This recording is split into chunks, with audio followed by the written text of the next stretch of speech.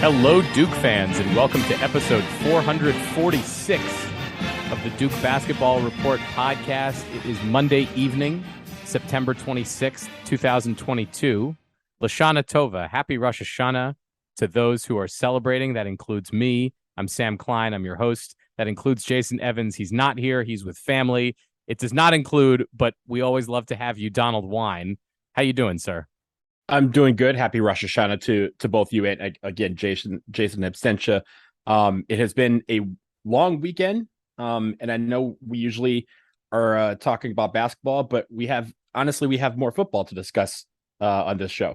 Yep, we're just going to do football today, which is going to be fun. Unfortunately, Duke's unbeaten time in football for this season has come to an end. Of course, they lost to Kansas on Saturday, 35-27. We're going to talk about that. We're also going to play an interview that we did with Riley Leonard last week of the Duke quarterback. Jason was able to get on the phone with him and talk a little bit about their season so far, his preparation, and his path to Duke. So we're going to do that after the break. But before we get to the interview, we have to talk about the game a little bit. So it's just me and Donald, as I said. So let's just recap for the folks, Donald, what happened in this game and maybe a little bit of analysis of what we saw. So as we mentioned, 35-27, Kansas wins. Duke did not have a lead in this game. Kansas jumped out to an early 7-0 lead. They had a touchdown early in the game, and Duke was never able to tie it up after that. Kansas kind of held Duke at arm's length for the entire game, despite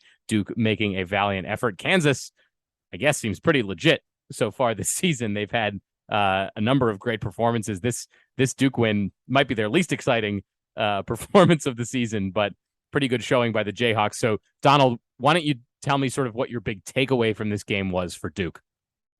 Well, it starts off in the beginning, right? Like Kansas kind of did what Duke has done in the first 3 games of the year, and they got out to an early lead. And usually it's Duke that, takes the ball, goes down the field and scores pretty efficiently and has the other team kind of on their heels. And it was Kansas that kind of had that in reverse for us on Saturday. I will say this about Kansas. Kansas is a really good football team. Watching them play, I'm not going to say that they're like a top 5 team, but they play very, very well, and they play very sound as a team, both on offense and defense.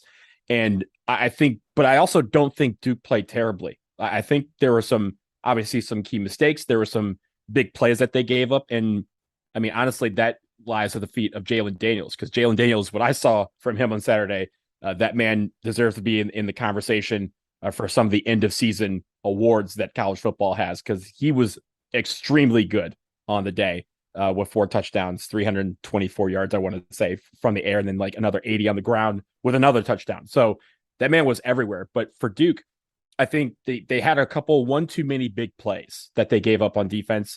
They had a couple of, series that should have probably ended in touchdowns that ended in field goals. And when you are going against a team that's just scoring touchdowns and not, and going on 4th down and securing 4th downs and moving the ball, you have to kind of match them. And for those couple of possessions where we didn't match them in points, that ended up being the difference in the ball game.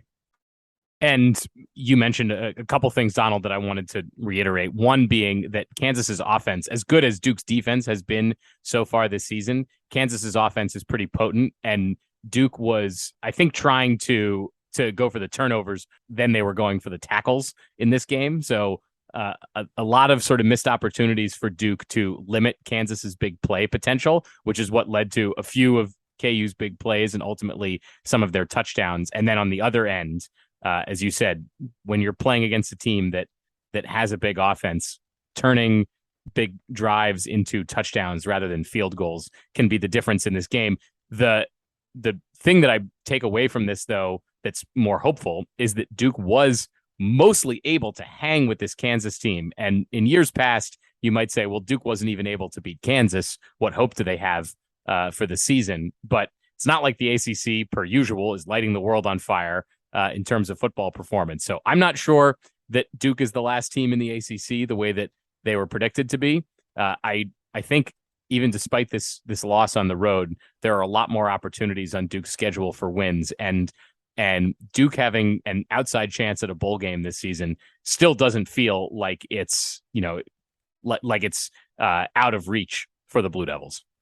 Yeah, I mean, look, we already have 3 wins. That's as many as we had all of last season.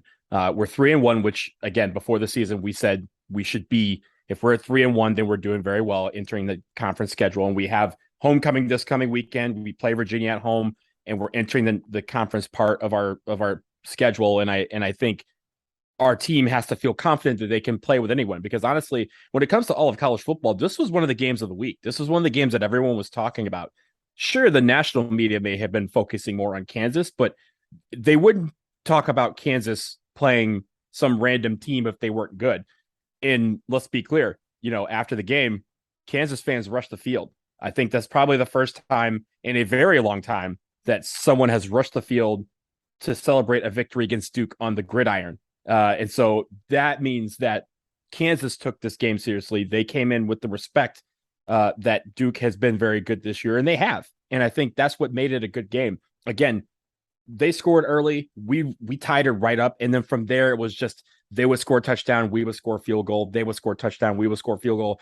It was really 2 possessions in the second quarter where the margin was +4. And there's your ball game right there. 35-27, the final score. 2 possessions where they got a +4 in points, and that ended up being the difference. So it's little things here and there that this team can still feel confident that they can go out on any given week and beat the football team that's ahead, that's on the other side of the ball for them. So Kansas is a really good team, but Duke showed that they can be a team to reckon with in the ACC. And given how some of the predictions have turned out, I know we were predicted to finish last, and we're not. We're doing pretty well so far. Look at my other alma mater, Miami. They are reeling right now after starting out 2-0, and they were the team that was favored to win the Coastal Division. So a lot can turn on its head once we enter this conference season, and Duke has the confidence to play with anyone every week. That's what they got from this non-conference schedule. Even in this loss, I saw that confidence that they weren't going to quit and they weren't going to give up, and they have the guys on offense and defense to make the big plays that can make the difference in a close battle. And by the way, if you just look at ESPN's matchup predictor, Duke is favored against both of its next 2 opponents. The Blue Devils are at home this coming Saturday against Virginia, and then they go on the road to Georgia Tech the following week. Duke is favored in both of those games, at least according to ESPN. So a lot more confidence, I think, than you would say you had in the football team than 4 weeks ago, which is pretty cool. Donald, what's kind of your takeaway from this game? The thing that you think Duke needs to improve on that they didn't show enough of during the game against Kansas? I think it's 3rd and 4th downs, wrapping up guys and tackling. There was just a couple too many, regressions to the mean, so to speak, where they would do what people call spaghetti arm tackling. They kind of throw their arm out at someone and hopefully try to trip up a runner or something like that, instead of wrapping a guy up and trying to bring them down. There was just one too many of those that, again, Kansas, running backs, Kansas wide receivers were able to slip out of those tackles, and it turned into big plays. And I think the backbreaker was that one play that it was just like a 1-yard dump off that turned into a 7 to 3-yard touchdown because guys weren't able to wrap up the ball holder and just kind of tackle him. So I think that's the one thing to continue to work on. That's not necessarily something that's going to, just come and go. It's all about concentration. It's all about seeing the guy and rushing to the football, getting guys down, and that way you can get off the field and let your offense do the work. So again, I wasn't super upset about some of those plays. It's just, again, in a game of inches, there was a couple of those that led to some big plays that cost us the game. And I hope that with Duke returning home this weekend, having now played 2 of its 4 games, it's 2 most competitive games really on the road so far this season. Hopefully, as we enter ACC play, despite the loss this past weekend, Duke is able to maintain some of that momentum from some good performances on the road, and the crowds are showing up to Wallace Wade Stadium. I know that the 3 of us are not there for these games, but hope that others will be going out. So if you are in the Triangle this weekend, strongly consider going to the Duke game, because it should be a good time. Duke very well could be favored against UVA at the opening kick. So not only will it be fun to be there, to be kind of taking in the sights and sounds of the Mike Elko era, but you might even get to see another Duke victory. Yeah, and it's homecoming, so there's going to be people back on campus. the vibes are going to be there, right? So get everybody out to Wallace Wade. And I think the great thing about the schedule for homecoming is that they've shaped it around the football game so that everyone can go and enjoy it. So get out to Wallace Wade, cheer extra loud for myself, Sam, and Jason. We wish we could be there, but yeah, it's going to be a good battle. And again, Virginia, a team that we've struggled against in the past, we have a chance to kind of, get a little revenge against them and get back again, start the conference season 1-0, which is exactly where we want to be. All right, Donald, let's take a quick break. When we get back, you're going to hear an interview that Jason recently did with Riley Leonard, the Duke quarterback. You may hear some references to the fact that Duke is 3-0 and playing Kansas this weekend. That is unfortunately because we conducted the interview last week and just didn't have a chance to record over it so that we could present it to you. But I think a lot of the themes will ring true. So we'll take a break. When we come back, you'll hear Jason's interview with Riley Leonard. Stick around.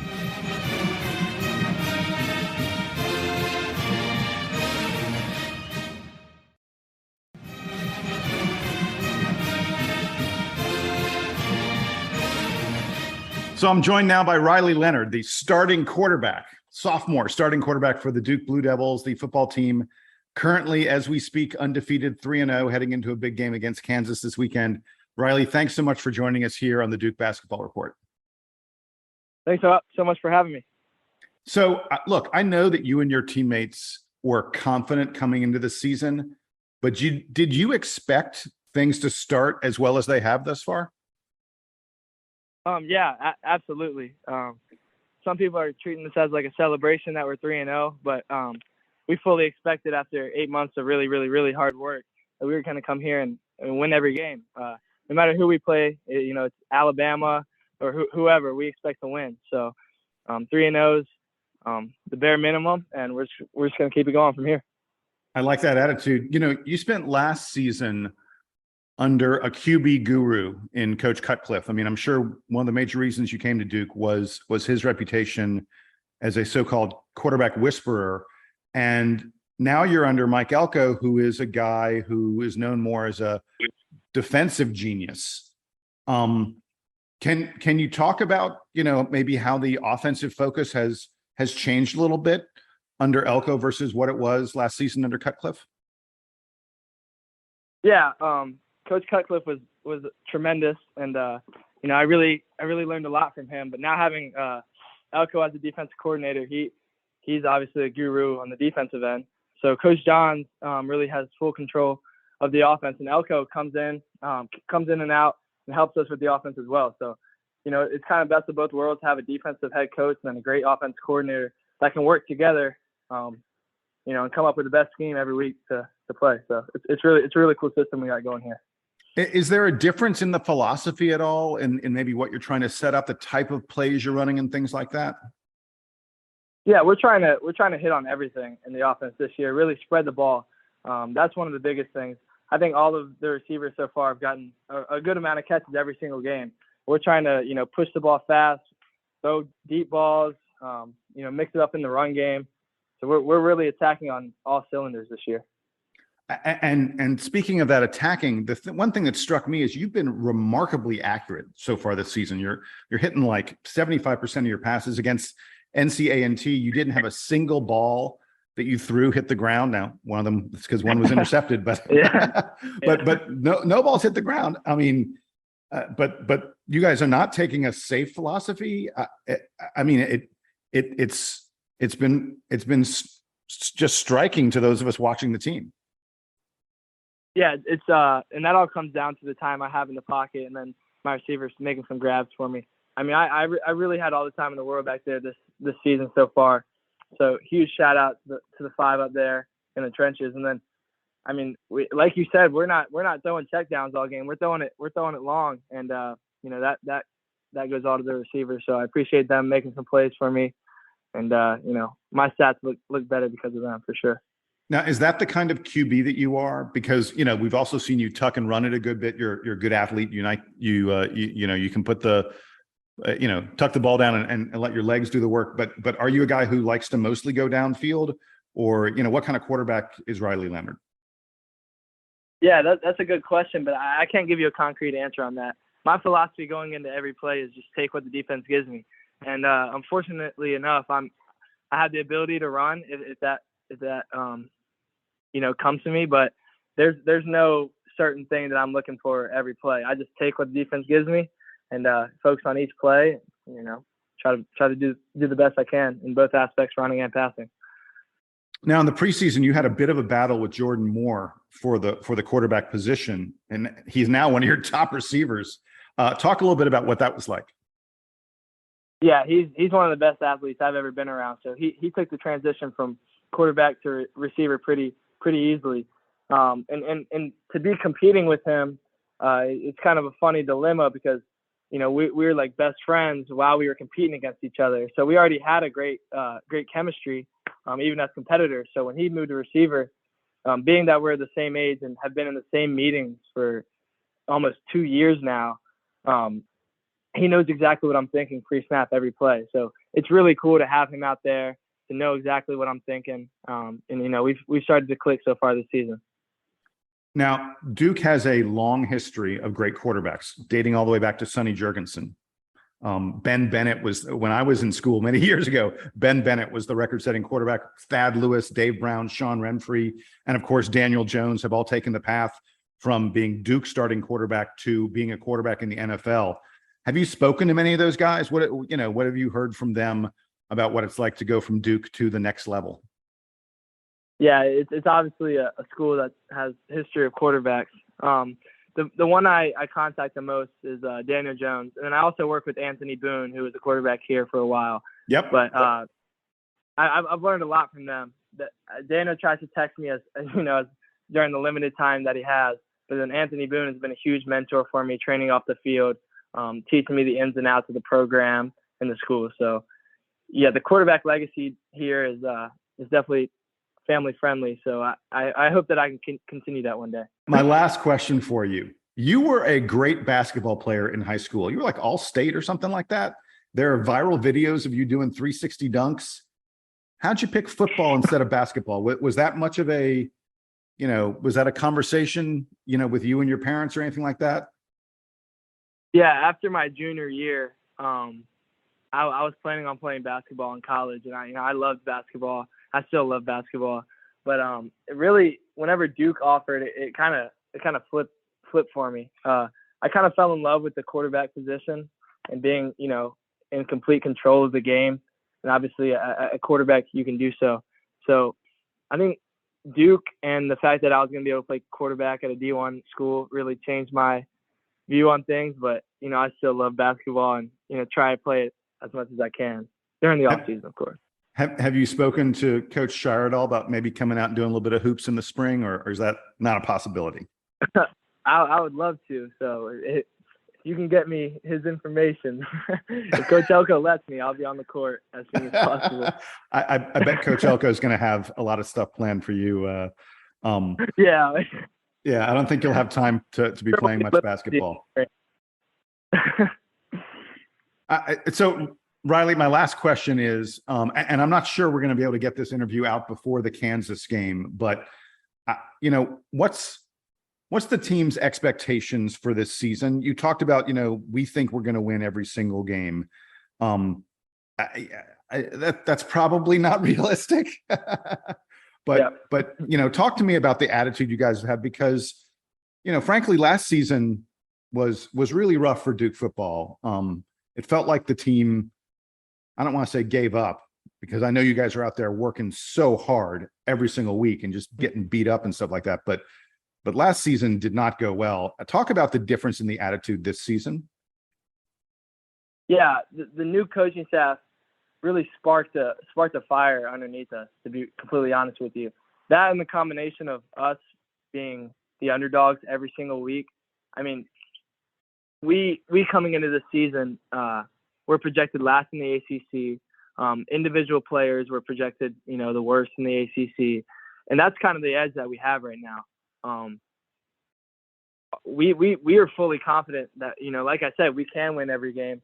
But at the same time, when we see that we're the underdogs every single week, just about, it motivates us a lot. So, we're coming for the ACC championship, full speed ahead, because nobody thought we could do so. But, internally, every single player on this team would tell you that we are capable of winning that.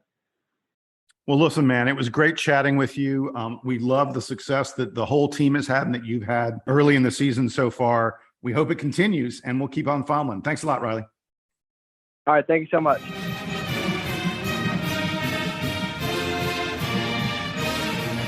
Okay, Donald, thanks again to Riley Leonard for taking the time to speak with us. Pretty interesting discussion. Sounds like a dude who has a lot of things figured out and maybe has a lot left to accomplish. I was particularly intrigued by his potential interest in joining the basketball team. I don't know if Mike Elko is going to let his starting quarterback take any reps on the basketball court this spring, but would be pretty amazing if he did. Hey, I mean, when's the last time we saw that? That was probably my classmate Reggie Love, who famously was on the 2001 national championship team, and then also was in 2004, 2005. But yeah, it'd be very interesting to see if he could, kind of be that walk on. And honestly, when we get to the heat of ACC season, where we kind of need a couple extra bodies to keep guys fresh, maybe Riley Leonard's like, yo, I need to get hit ahead of spring practice and I want to come out. So hopefully both Elko and John Shire are receptive to the idea, and we'll see if Riley gets to do it.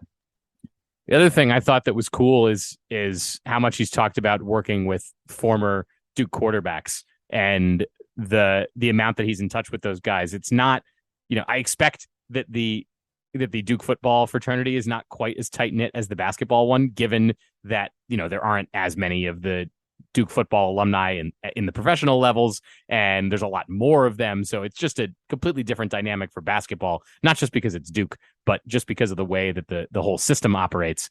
But neat that he's had an opportunity to talk to some of those former quarterbacks, guys who have had, at least some kind of pro career, to get a sense for what that's like, because you hope that you can build some continuity in those relationships.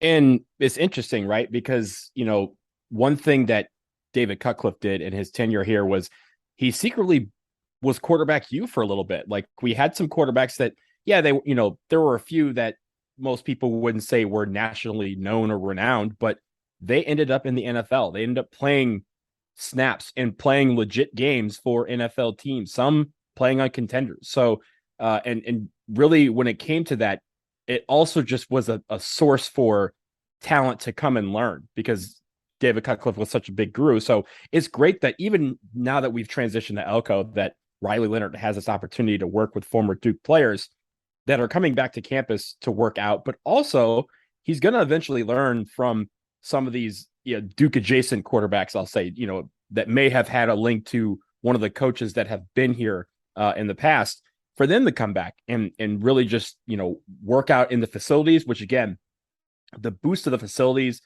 Sam, you worked for the football team. I worked for the football team. The facilities are light years ahead of where they were when you and I were in school, but that's also a beacon to players, NFL players and the like, to come out and work out at Duke and get their training in. And because of that, Riley Leonard, and not just him, but other guys on the team, are going to be able to benefit from that. So I'm glad that he's taken advantage of that opportunity. Okay, Donald, we are going to close this week with just a quick note, and maybe you want to give me a brief reaction to Jared McCain, Duke commit, who is going to be joining the Blue Devils next year in men's basketball, has signed a multi-year NIL partnership, a sponsorship partnership with Champ Sports. So pretty cool work from him, and doing it at the high school level. So these guys aren't even waiting to get under the tutelage and oversight of Rachel Baker to launch their sponsorship careers. No, that's awesome. And Champ Sports is a huge apparel outfitter, a huge retailer. Like, this isn't a local mom and pop shop. This is Champ Sports. This is arguably the biggest company when it comes to sporting goods in this country. And he's going to be the face of, I believe, their fall collection, which is amazing as a high school player, but also just, again, goes to the testament of what the power of social media can do, what the power of NIL can do for these players. And, for Jared McCain, with his personality, and if you've seen any of his social media, he has a very vibrant personality that's, very lovable, and you instantly become a fan of him So to be able to see him in some of these ads coming up is going to be really, really fun to watch. Yeah, and for those who thought that there were any floodgates left to open on amateur athletes and advertising deals, I hate to tell you that it doesn't feel like we're ever coming back from this sort of thing. So enjoy it, because you at this point do not have an alternative. And we've seen this already, right? Like Jerry McCain's not the first high school player to do this. Like Hansel, the one-armed basketball player, has gotten a Gatorade spot already. You see Micah Williams, who is also a big high school prospect. He's gotten some endorsements already via NIL. And, I know people here that are starting to look down that road, because it is a road that they can go down, and the path they can go down in order to enhance their education, but also to get their names and their brands out there at an earlier age. So I'm all for it. And I think it's great that they're able to maximize that opportunity. And for Jared McCain, it's going to be fun, because, who knows? Champ Sports, again, who knows what can come from that, because Champ Sports is not a small outfitter. They're huge. And if he's already starting there, what else is next for him? That's the sky's the limit. Donald, we are going to leave it there. Quick episode today. Not a ton of basketball news to go over, but obviously some football. The Blue Devils are going to be back on the gridiron this Saturday against Virginia. So we will recap that game after it happens. We'll also obviously go over any basketball news that comes down the pipe. We are just a few weeks away from Countdown to Craziness. So we will have some of our standard season preview stuff coming up. And I believe tonight, as we record on Monday, it will probably be out by the time this episode is out. But I believe episode 1 of the Duke Blue Planet season that they normally do, I believe episode 1 is scheduled to drop at some point today. So maybe if there's some juicy tidbits there, we'll talk about it. But also, I think that's just a call to action for all of you out there. Go watch it, because those are usually pretty cool and give you a pretty good insight as to, again, the personality of some of these players. Absolutely. We love that stuff. Okay, so check that out, and I'm sure we'll be back again to talk to you soon. As always, stay in touch with us, dbrpodcast@gmail.com. That's where you should be sending us all your questions about basketball, football, whatever you want to talk about with us. We've gotten a lot of good emails recently, so maybe we need to do a collector show pretty soon and go over some of those topics. dbrpodcast@gmail.com. So for Donald Wine, who is here, for Jason Evans, who is out with his family for Rosh Hashanah, we wish you a lovely week. We wish you Shana Tova to those who are celebrating. And go Duke. We'll talk to you again soon. Duke Band, take us home.